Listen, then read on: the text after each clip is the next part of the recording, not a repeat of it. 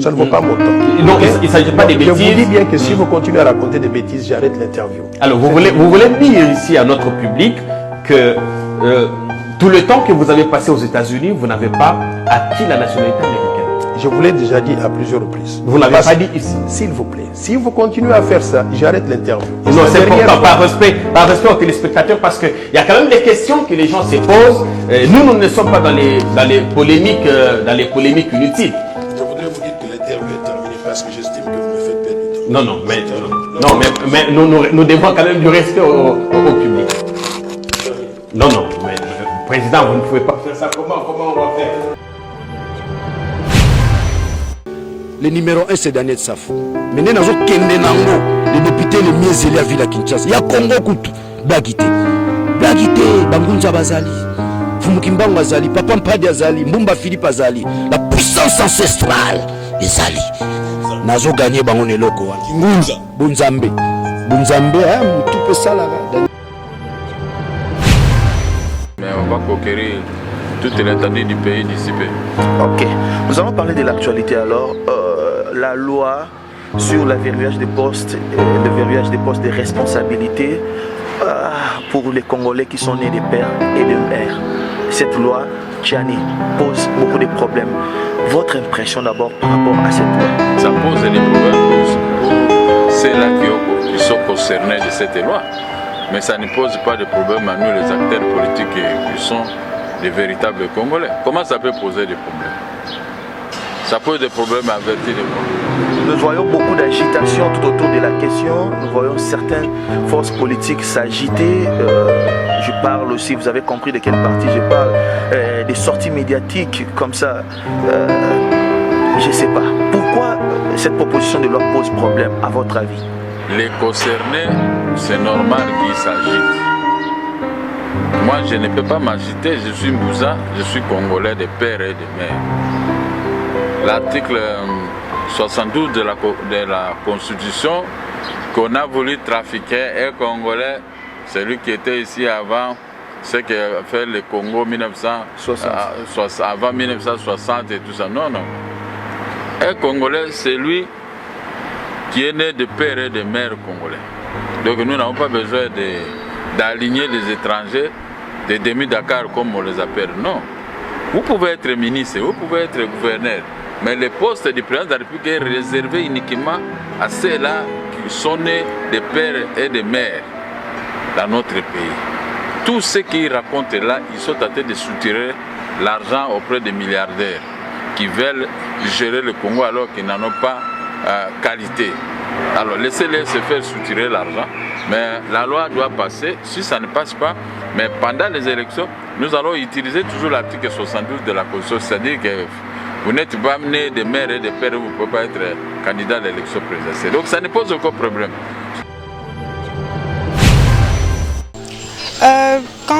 Si je peux répondre à cette question, je dirais que c'est un autre avantage parce que la République a besoin des Congolais pour que le pays puisse avancer. Les étrangers qui viennent ici, ils viennent juste avec des intentions de nous dépouiller, de s'enrichir après de partir, de nous laisser comme ça. Alors qu'un vrai Congolais aura le souci de faire émerger son pays pour qu'elle soit stable. C'est vrai que nous allons faire des études à l'étranger pour acquérir plus de connaissances, mais le plus important c'est de revenir et de construire, de bâtir dans son pays. Donc pour ce poste-là, ou soit pour cette loi de père et de mère, je pense qu'elle a tout son sens. D'abord, je dois préciser quelque chose. C'est pas une question si d'actualité, mais c'est une question qui n'a jamais été répondue. La loi dite Tchani n'a pas été adoptée par l'Assemblée nationale. Ça ne reste qu'une proposition alors? Une proposition, disons bien une proposition. Et voilà, dites dur pour... Bon, je pense que c'est une question pertinente aujourd'hui parce que ça divise déjà, il y a des tendances comme vous l'avez si relevé, mais je pense qu'aujourd'hui les droits, la loi a déjà régi ces problèmes. En République démocratique du Congo, vous avez les Congolais d'origine et les Congolais naturalisés. Et entre les Congolais d'origine, il ne peut pas y avoir des discriminations. Vous êtes Congolais soit par filiation de l'un de vos parents, soit par appartenance et ainsi de suite. Et puis il y a de l'autre côté les Congolais naturalisés qui ne sont pas des Congolais d'origine. Donc on ne peut pas créer des discriminations de hiérarchie entre Congolais. Depuis, ses partisans dénoncent une idée qui serait anticonstitutionnelle et susceptible de générer des violences, comme le concept jumeau d'ivoirité qui a plongé la Côte d'Ivoire dans la guerre. Ça, c'est ce que nous avons vécu ici avec la Kabila.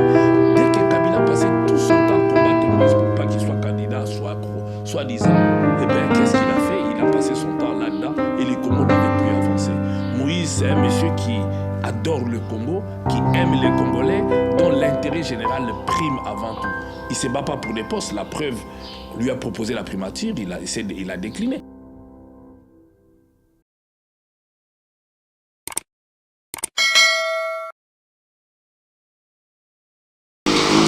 Mesdames et messieurs, bonjour. Batata na ba maman mbote. Lelo, micro chez vous et Mémé Libino numéro Sika. Boye bibino banson que likanisi moko et tombamaki na kati ya mboka na biso. Oyo elobaki était il fallait ozala congolais na ndenge ya botata na ndenge ya bomama po yo eba na ko diriger mboka na biso to pe po yo eba na ko zoba ebonga oyo ya bokonzi moko donné. Mais lelo tokokita na ba quartier na ba commune na ba district ya Kinshasa pour na ko vérifier eloko nini ba kongomani bazali ko kanisa na likanisi ena. Est-ce que ça y malamu to mabe? Mais avant yango te ba nano na kolanda likambo na monoko ya bato oyo batombolaki yango bandeko bolanda. À Kinshasa, les journaux n'ont pas raté l'occasion d'une si belle polémique. Le débat porte sur ce qu'on pourrait appeler la congolité des candidats à la présidentielle. L'initiateur est justement un ancien candidat, Noël Tchani, qui veut restreindre l'accès aux grands postes de l'État. J'ai initié une proposition de loi pour verrouiller l'accès à la présidence de la République, mais également aux autres fonctions de souveraineté nationale, en les réservant exclusivement aux Congolais nés de mères et de pères congolais. Cette idée, c'est pour protéger la souveraineté nationale, protéger l'intégrité territoriale. Même si Noël Tchani s'en défend, tout le monde a compris qu'une personnalité de premier plan est dans le viseur. Il s'agit de Moïse Katumbi, un présidentiable crédible dont le père est grec. Autant dire que le projet est mal passé au Katanga, son fief. Au début du mois, le maire de Lubumbashi a dû interdire une manifestation par crainte de troubles. Ingeta, voilà, Boti Kolanda, Maé, ba politique, ba créaki comme débat, na kati ya communauté na biso, na kati ya mboka na biso Congo. Sikawa, tobengi bino, boye banana koyoka, ba kongomani, ko pesa ya bango avis, ya bango réflexion par rapport ya likambo ena. Tolanda.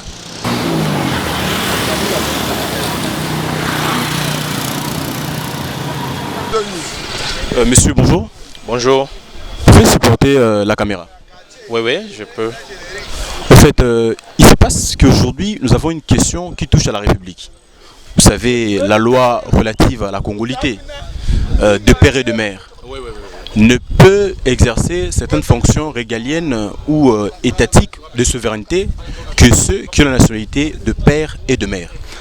Quel est votre avis? Pensez-vous que cette loi nous avance aujourd'hui, vu la conjoncture du pays? À mon humble avis, en tant que juriste, je m'affiche à faux contre cette loi qui est venue diviser les Congolais.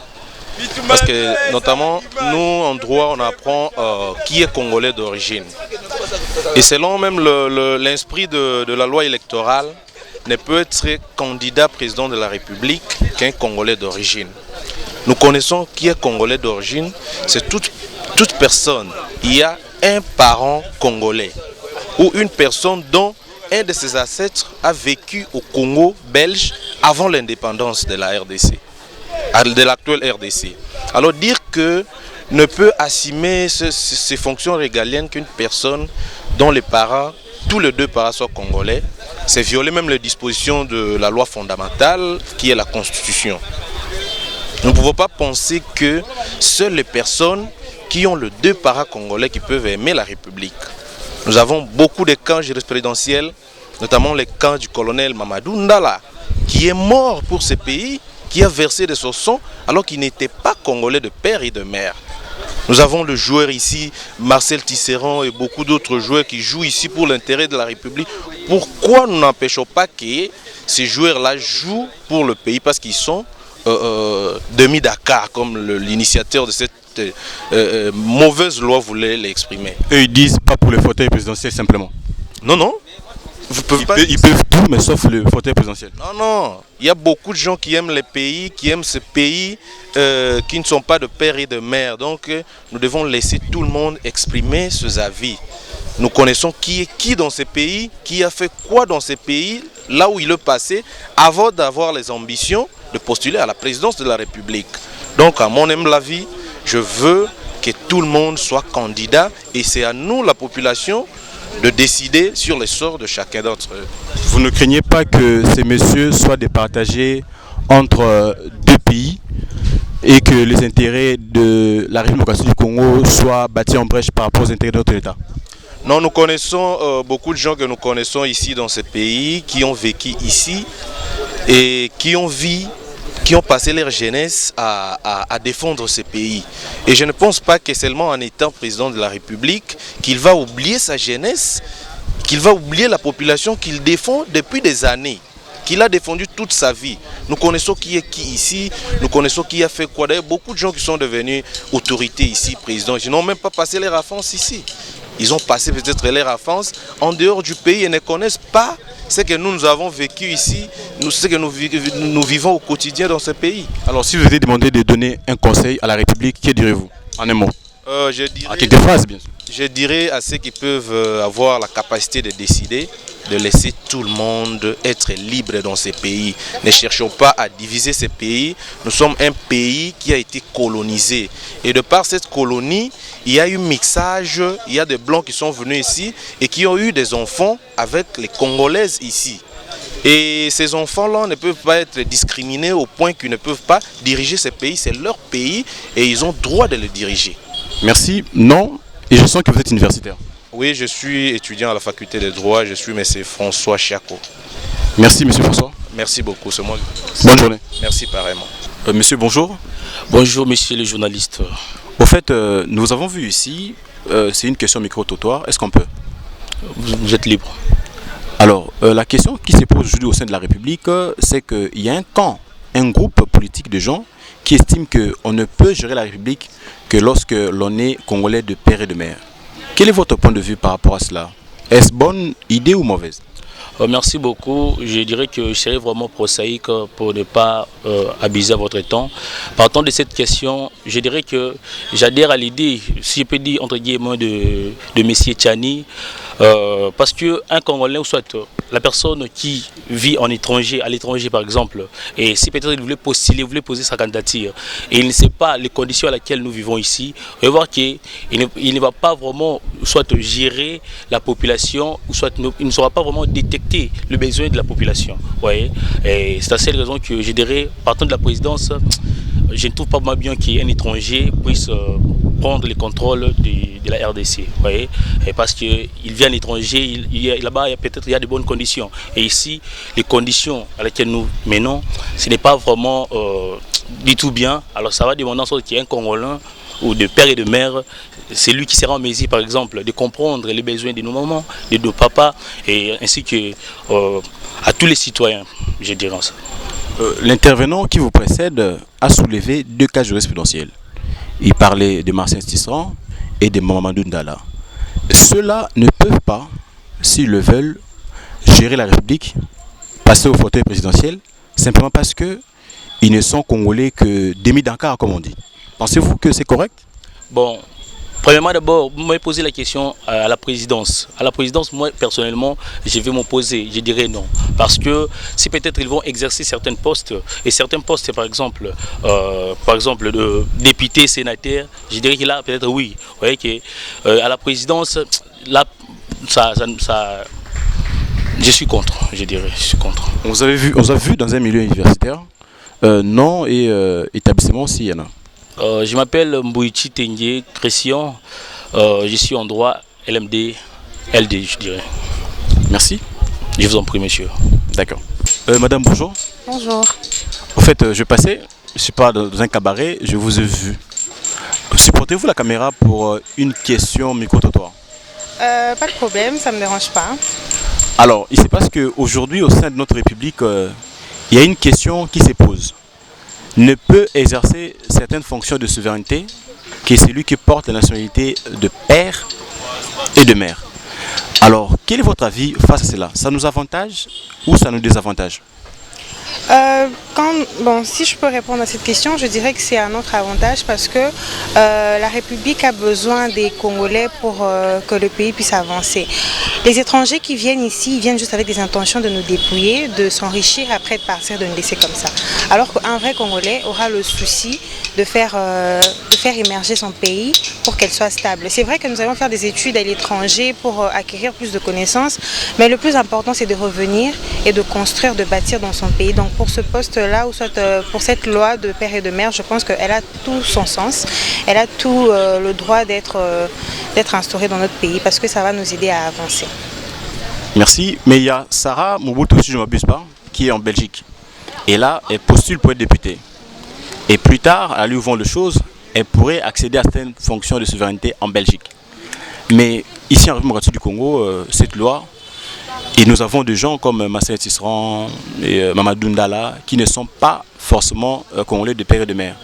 S'ils veulent un jour être au fauteuil présidentiel et qu'ils voient cette loi leur empêcher, ça va léser. Quelle est votre manière de voir les choses? Pensez-vous que c'est toujours correct de maintenir votre point de vue? Oui. Notre loi n'est pas la même qu'en Belgique. Eux là-bas ils font comme ils l'entendent, comme ils peuvent. Nous également on fait comme on peut ici chez nous. Donc vous avez parlé de Marcel Tisserand, c'est ça? Oui, le joueur. Ouais, donc s'il a des intentions de ce genre de devenir président, déjà quand il va lire la loi, il va se dire non, je ne peux pas. Donc il va se limiter là. Il peut faire autre chose pour le bien du pays. Mais ce poste-là, je pense que seul un vrai Congolais peut vraiment l'assumer. Donc il doit oublier les fauteuils présidentiels? Oui, il doit oublier. Alors le nom, si on peut retenir? Rosa Mukebai. Merci pour votre collaboration. Je vous en prie, merci. D'accord. Monsieur, bonjour. Bonjour. Est-ce que vous pouvez supporter la caméra? C'est une question micro-trottoir. D'accord, pas mal. C'est quoi d'abord les problèmes en question? En fait, il se présente qu'aujourd'hui, en RDC, au sein de notre République, il y a un débat sur la loi relative à la congolité. Apparemment, pour exercer cette fonction, il faudrait être congolais de père et de mère. Êtes-vous pour ou contre cette loi? D'abord, je dois préciser quelque chose. Ce n'est pas une question si d'actualité, mais c'est une question qui n'a jamais été répondue. Okay. C'est-à-dire que ça n'a pas été répondu jusqu'aujourd'hui, parce que la loi en question, la loi dite Tchani, n'a pas été adoptée par l'Assemblée nationale. Ça ne reste qu'une proposition alors? Une proposition, disons bien une proposition. Et voilà, dites dur pour ou contre, et il faudrait préciser beaucoup de choses là-dedans. Si les hautes fonctions publiques doivent être gérées par des Congolais, j'envisage directement la fonction du président de la République. Okay. C'est ça les points culminants d'ailleurs. C'est d'abord les points culminants. Alors dans ces cas, pour moi, j'envisage que cette fonction ne peut être assumée que par un Congolais d'esprit et non de sang seulement. Okay. Expliquez-nous un Congolais d'esprit. D'esprit et non de sang. Pourquoi? Parce qu'aujourd'hui, avec ce qui se passe à l'est du pays, ce sont les fils du pays qui les font, des sangs, mais qui n'ont pas d'esprit congolais. C'est-à-dire que ils sont nés de pères et de mères congolais, mais ils font des choses à l'encontre même du patriotisme, de la patrie. Alors, dans toutes ces choses-là, je vois que non, le pays peut être dirigé par quelqu'un qui est à 50% congolais, mais qui a un esprit congolais. Qui a un esprit congolais, il peut bien diriger le pays. Et ce n'est pas seulement le Congolais des sangs qui doivent diriger bien le pays, non.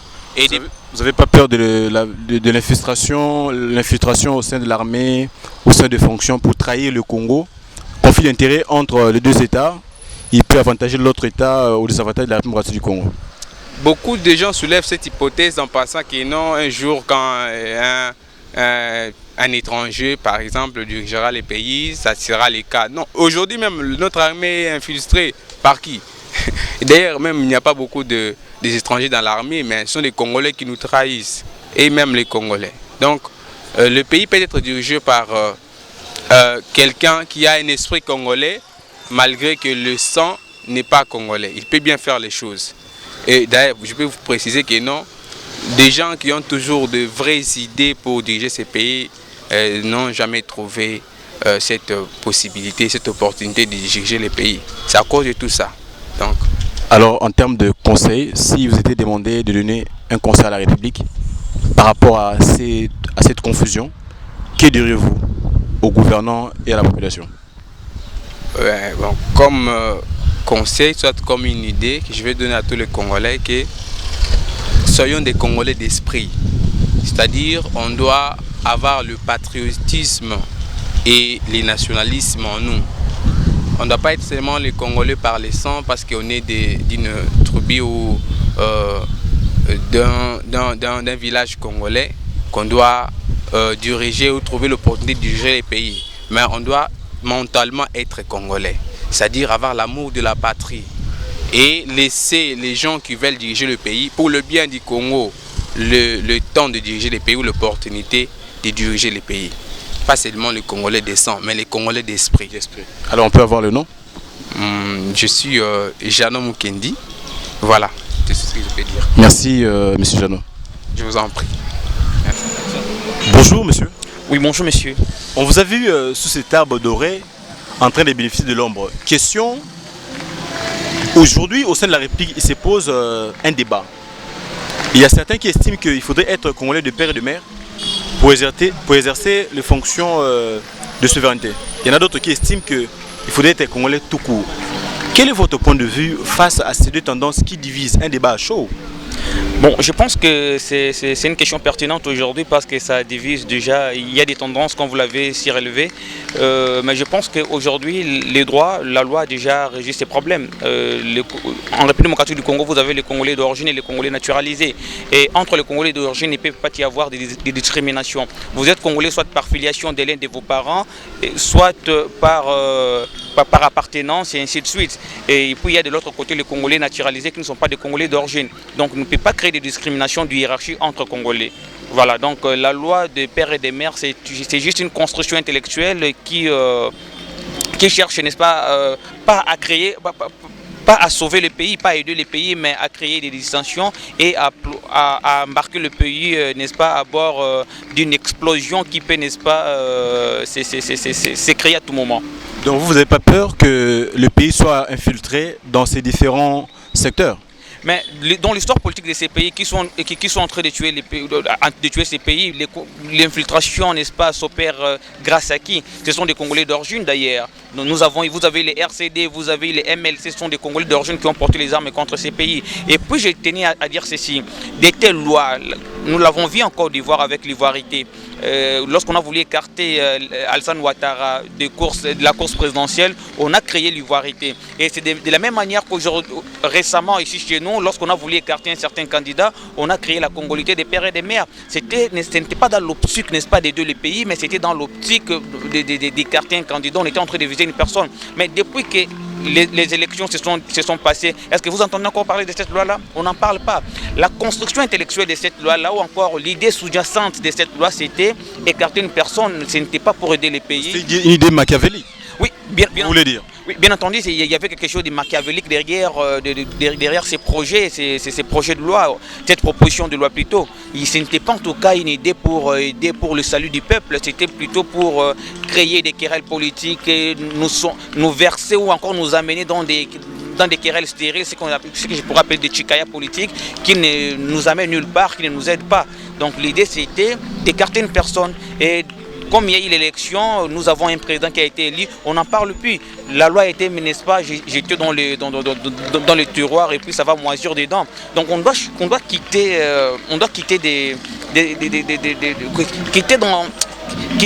cette façon de faire, abandonner cette façon de faire pour nous lancer en tout cas dans des projets qui sont des projets réels, des projets des salutaires, des projets salvateurs pour la République démocratique du Congo. Alors un conseil face à la République par rapport à cette situation? Par rapport à cette situation, ce que je vais demander aux Congolais, à la République tout entière, c'est de nous aimer entre nous. Donc c'est l'amour doit triompher. Si nous aimons le Congo, si nous aimons le Congolais, on travaillera pour le Congo, pour son intérêt supérieur. Mais si on ne l'aime pas, on travaillera pour nos intérêts personnels qui pourraient être d'ailleurs très mesquins. Donc aimons-nous entre nous, aimons le Congo, travaillons pour lui et non pour nos intérêts personnels. Si on voulait travailler pour... J'aurais bien voulu que l'initiateur de cette loi puisse nous apporter des lois sur l'agriculture, la loi sur, je ne sais pas moi, en tout cas des projets de loi pertinents, des projets de loi intéressants, des projets de loi qui peuvent aider la République, par exemple, notamment en matière d'enseignement. Lui dit qu'il aime discuter avec les gens de certains niveaux. À défaut de quoi il quitte le plateau. Vous êtes prêt à faire débat avec lui? Non, c'est un syndrome de tout pseudo-intellectuel. Donc un pseudo-intellectuel, c'est quelqu'un qui essaie un peu de choisir avec débattre. Lorsqu'on est un véritable intellectuel, c'est-à-dire nous sommes ouverts d'esprit, on cherche les débats, on les provoque, on les sollicite. La contradiction est un signe de haute culture. Il faut la rechercher, il faut la provoquer, il faut l'aimer. Donc on ne peut pas choisir ses contradicteurs, c'est pas important. Si vous avez un certain niveau, et que vous estimez que celui qui est en face de vous a un petit niveau, c'est à vous de vous rabaisser et chercher à amener avec vous au-dessus. Mais en tout cas, celui qui nage dans les hautes altitudes de la pensée n'adopte pas de telles attitudes. Cette attitude, c'est une attitude qui relève, n'est-ce pas, de la médiocrité intellectuelle et ça n'a pas sa place dans une république comme la nôtre. Merci monsieur, on peut avoir le nom? Jean-Style Loyoko, juriste des formations. Merci monsieur. Je vous en prie. Bonjour monsieur. Bonjour. Alors, la République traverse un moment de tumulte. Il se présente que nous avons deux tendances aujourd'hui. La première estime qu'il faudrait être congolais de père et de mère pour exercer certaines fonctions de souveraineté. Et la deuxième tendance estime qu'il faudrait être congolais tout court pour exercer toutes les fonctions au sein de la République. Quel est votre point de vue? Pensez-vous que cette manière de faire, la loi de la congolité, nous avance ou nous divise? Merci d'abord pour cette interview, mais aussi concernant la loi de la congolité. Pour mon point de vue, je ne vais aller pas plus loin. Ce qui est sûr que je suis pour la congolité. Pourquoi? Parce qu'il doit avancer avec des arguments. Parce que la congolité, cette loi, il y a des postes souverains. Il faudrait vraiment sauvegarder pour ne pas qu'on soit un jour... qu'on soit un jour dirigé par des étrangers, par un sujet étranger. Dans ce sens-là, bon, pour moi, la loi est venue pour verrouiller certains postes régaliens. Clés même, on peut dire ça. On prend l'exemple, par exemple, au cas du président de la République. On ne peut pas accepter que ce soit dirigé par un étranger. Vous voyez ça? On prend encore l'exemple du président de l'Assemblée nationale. Allez-y comprendre. Mais aussi au niveau de ministère aussi, entre autres ministre de la Défense, Intérieur, il y a des postes clés. Il faudrait vraiment que ça soit verrouillé pour les Congolais. Pour ne pas qu'on soit mal vu, du genre que non, on voulait discriminer. Non, oui, on sait, il y a des gens qui ont bâti pour ce pays, ils ne sont pas des Congolais, des pères et des mères. On ne se disconvient pas. Ils ont rendu un service loyal à l'État congolais. Oui, c'est bien, c'est une bonne chose. Mais les postes clés, nous ne voulons pas donner à n'importe qui. Ce sont des postes vraiment, ça doit être verrouillé, rien que pour le Congolais, des pères et des mères. Alors, Masserin Cicéron, lorsqu'il lui arrive de marquer pour l'équipe nationale, vous êtes en joy. Mais lorsqu'il pense alors devenir président, vous ne voulez pas. Mais ne trouvez-vous pas qu'il y a crise à un moment donné? Alors, nous, on n'a pas refusé à quiconque, soit un étranger, soit quelqu'un qui est 50 Congolais, 50 ailleurs. Bon, c'est bien parce que, par exemple, le Cicéron, vous venez de l'administrer, on ne se dit pas, oui, mais quand il voulait aller au sommet, ça serait un peu compliqué. Oui, c'est un bon joueur, j'aime bien son tactique, ta manière de jouer, ça me plaît beaucoup. Ben, il doit excuser pour ne pas il soit touché, dérangé, mais ce qui est sûr, il y a des postes qui sont réservés pour des gens qui veulent intégrer notre pays. Ben, comme je viens de l'énumérer, il y a des postes qu'on ne peut pas donner à tout le monde. Au moins des Congolais, le père et des mères. Ouais, Cicéron c'est un joueur, oui, c'est limite à cette club national, ça ne disconvient pas, oui, mais allez-y comprendre, je ne peux pas accepter mon point de vue, c'est mon point de vue, ça n'engage que moi. Mon point de vue est que non, je ne peux pas accepter un étranger qui soit au sommet, ou soit au niveau de l'Assemblée nationale, ou soit au niveau du président de la République. Non, ce sera pour moi, ce sera un espace ou un couloir, ça permettra à ces gens-là d'être, des fois ils seront même en dilemme.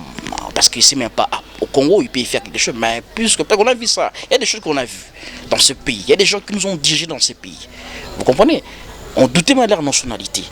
Mais oui, là où on disait parfois il est XY, mais quand vous partez à ces pays-là, mais écoutez, ils ont laissé des choses là-bas. Oui, par rapport à ici au Congo, nous souffrons. Vous comprenez? Nous ne voulons pas que cette poste régalien, poste clé, ça soit donné à n'importe qui. Non, non.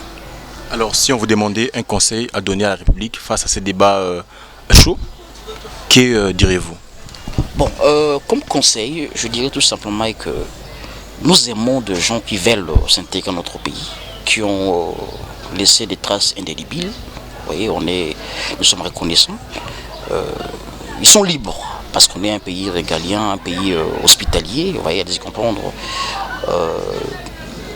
Ils sont bien accueillis dans notre pays. Mais, écoutez, à tout pays, il y a toujours des règles. Hein, il y a toujours des règles. Ils sont appelés aussi d'obtempérer certaines règles. Vous voyez, il y a des postes, ils peuvent travailler, ça ne posera aucun souci. Vous comprenez? Mais il y en a d'autres, lorsque notre autorité est vraiment renforcée, je crois que ce serait un peu choquant, mais on n'a pas vraiment de choix. Vous voyez, parce que je n'ai jamais vu, il y a des pays occidentaux, d'autres pays occidentaux, il n'y a pas ces histoires-là, il n'y en a pas. On sauvegarde toujours le pays, le poste régalien. C'est très important. Alors, on peut avoir le nom? Bon, moi je réponds d'abord au nom de Bamanengombo Cédric. Voilà, c'est tout. Merci, monsieur Cédric. C'est à moi de vous remercier. Merci. D'accord. Mesdames et messieurs, nous voilà à la fin de ces castings, mieux de ces micro-trottoirs. Mais qu'est-ce que nous devons retenir de la généralité? Il faudrait fixer qu'il y a eu des tendances, bien évidemment. Certains estiment que cette loi a sa raison d'être, mais d'autres qui estiment que cette loi n'est pas la bienvenue et qu'elle est venue simplement pour créer le trouble et la division au sein de la République. Mais nous tenons que de ces deux tendances, c'est le mot cohésion, c'est le mot unité que d'aucun Congolais a voulu céder. Alors, s'il faut chercher le juste milieu, ça serait mettre tous les Congolais d'accord en laissant à tout Congolais la possibilité, dès l'instant où il a rempli les conditions relatives à la nationalité, de pouvoir postuler au poste de souveraineté. Parce qu'il n'y a pas un Congolais qui soit plus que Congolais que l'autre. Voilà un peu ce que l'on peut retenir comme idée maîtresse, comme ligne conducteur suite à ces micro-trottoirs que nous avons organisés. Nous vous disons un grand merci, à nous revoir au prochain numéro.